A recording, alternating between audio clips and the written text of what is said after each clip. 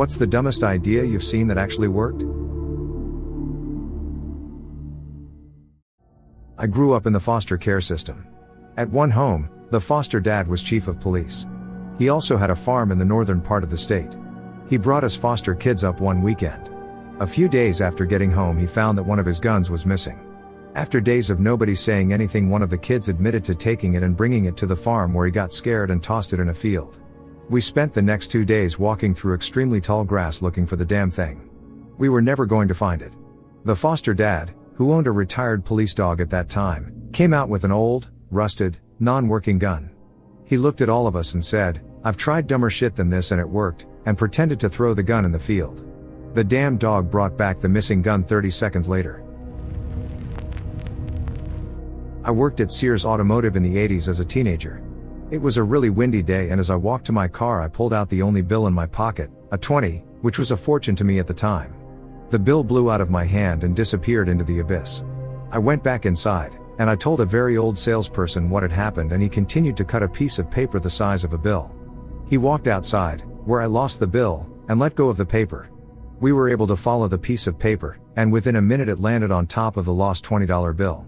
I shit you not. Did you meet a wizard? I don't know if he was a wizard, but he was an airplane mechanic during World War II. His name was Jim Crawford. I loved that guy. He regaled me with stories from the war when I worked with him. How the movie Cowboys and Aliens got made. The property had been optioned but never used. They then made a graphic novel out of it, priced way under what a book that size would normally cost. They then offered them in bulk to the large comic shop chains around the country with the promise that if they bought $1,000 worth, they'd get a $1,000 check from the publisher. Several comic chains did it and they got their $1,000 back as promised. Seemed like a bonkers marketing strategy, until they then used those sales numbers to go back to Hollywood and show that they had the biggest selling graphic novel in the country. And it worked. A studio picked up the script and got it made. In college I applied for a lucrative summer job, as did a friend.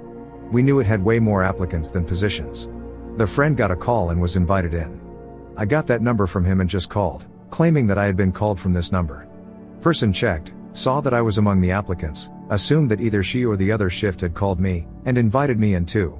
Was a nice financial bonus and even helped me as I could list it as work experience years later.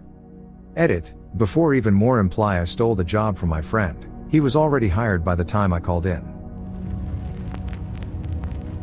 Friend had a small, maybe 1.5 inches, driven well at a summer place near the beach. The well stopped flowing, so he stuck a shotgun down the pipe and pulled the trigger. The shotgun barrel swelled up like a snake that swallowed a rat but didn't explode. The well started filing with water again. Gun was destroyed, but the well has worked ever since. I think this is the dumbest one I've read with real potential for immediate disaster. My friend let me park my car in his driveway to do an engine rebuild. I had all the parts ready for assembly and it was going to be quick. I started tearing down the engine.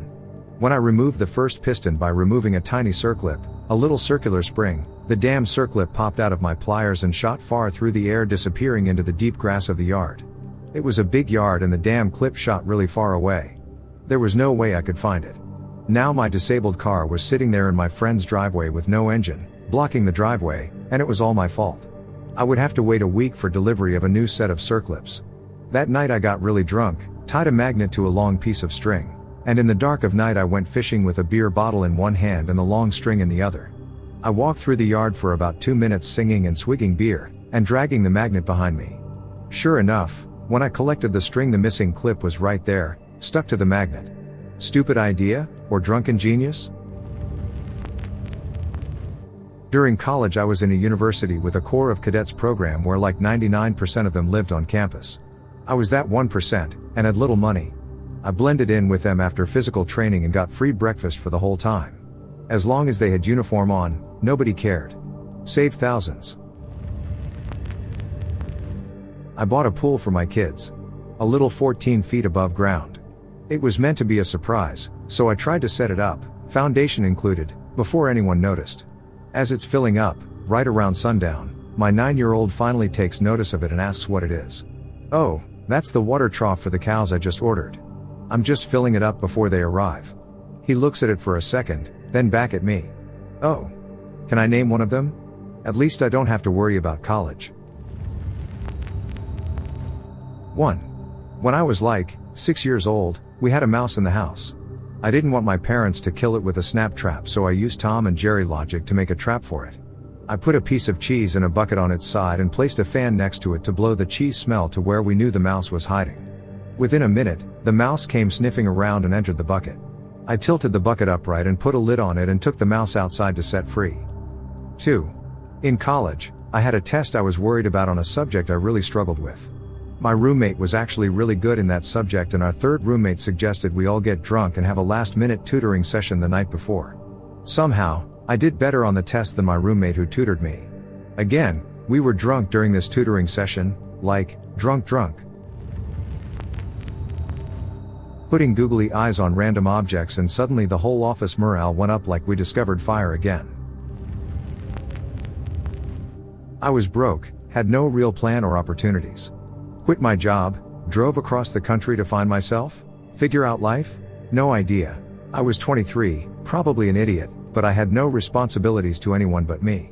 Found a career in IT, a wife, and now have a grown kid, a house, a dog, a couple cars, the whole American dream package. Every once in a while, usually while standing in my yard over the grill with a beer in my hand, I'm like, fuck me, it worked. This is unbelievably similar to my own story. I quit my job, drive across the states, no plan in mind except to find myself. It was a life-changing experience. I didn't find a job or get married though, I got chlamydia. Me investing $300 into GameStop right when all the memes were starting. I profited around $600 in 2 days when I sold. Used the money to buy a PS5 from Target. We lived in an apartment complex in college and wanted to throw a huge party, but didn't want to risk getting in trouble. We realized we had access to the basement, which was half underground and half above ground with double doors leading to it from the outside.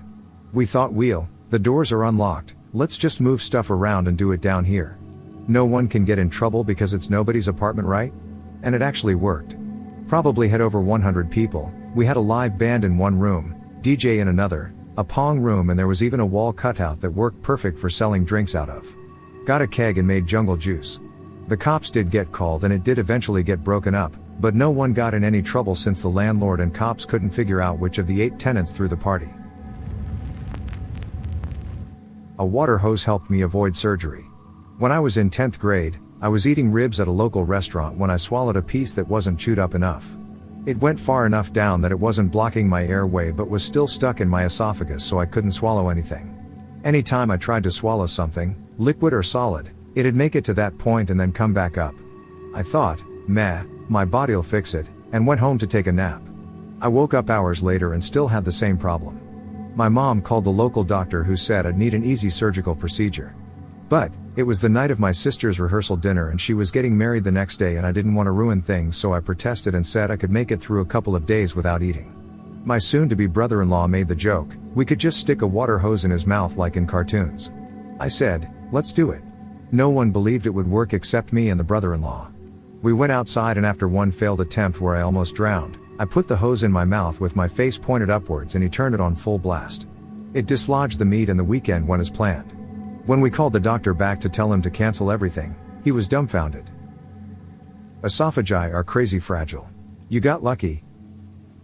Even crazier, because of my misaligned bite, there have been over 20 times in my life where I've swallowed food that was too big and I've always been able to drink liquids really fast and force it down. It hurts really badly, but besides the hose incident, I've never not been able to.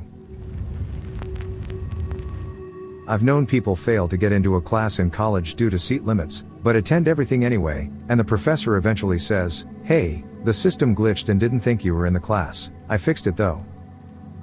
I'm pretty sure the professors knew, but they had someone interested enough in the course material to show up to every class, and so of course they were going to teach them. I've taught college courses, and if someone were to pull this I'd 100% fix the glitch to get them in. There's nothing better than a student who actively wants to take your course, and actively wants to learn about something that you find interesting. A friend of mine had a wobbly ceiling fan that made this awful ticking noise at any speed above low. His solution was to tape a penny to one of the blades to balance it out. I told him that was the dumbest thing I'd ever seen. That fan ran perfectly for the entire 3 years we lived in that apartment. He never even took the penny off when we moved out. Lost engine oil pressure and had to land our Navy H3 Hilo in a mountaintop pad. It was an O-ring that leaked. Rather than waiting hours for mech to be flown out, we rolled a condom to the appropriate thickness and cut the rest off. Quick test and we were back for dinner. That's some balls you got, trusting a condom to fly your Hilo again. Every military survival vest contains at least one condom in case we go down in a target-rich environment. Actually, it's for water carrying, covering a hand or foot wound, and other uses. My brother and friend got a jet ski up to full speed and jumped off and skipped themselves across the lake. They took turns being the jumper versus the driver. They had a blast. They were maybe 12. What worked about this? Seems like more explanation is needed. No one died. Many years ago, my brother was moving apartments, only about 6 blocks. He had a big couch, but none of us had a truck. So we dragged it behind his Hyundai Accent in early December in the middle of the night. We took the legs off and put padding underneath. Worked like a charm. That reminds me of the time my friends were getting kicked out of their rental house and I was going to take their trampoline. It was one of those round ones, and it was only going across town, small town, so we figured we'd roll it there. It only took us turning it on its side to realize that 14 feet is really fucking high, and no way we were clearing the power lines between here and there. So, we balanced it on my friend's mini pickup instead, but had to hold it up so the legs didn't drag, and just jogged alongside the car as he drove slowly.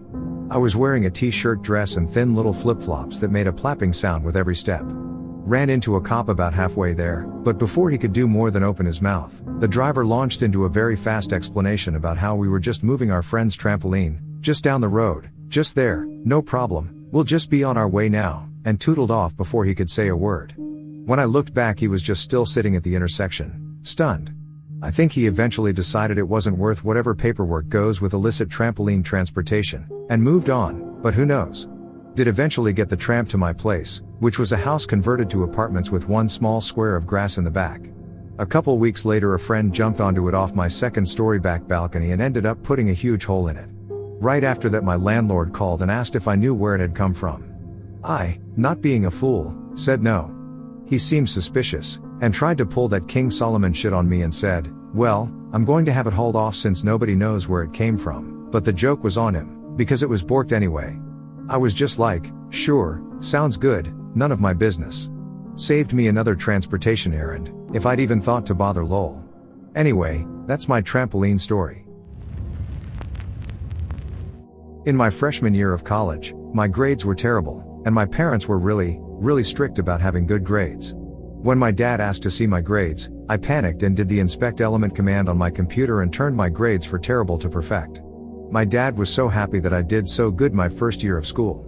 Then he asked me to print my results, which I did, and it turns out he had to send them out to our insurance company for a good student discount. Ultimately, I committed insurance fraud by accident, but I still got the discount though.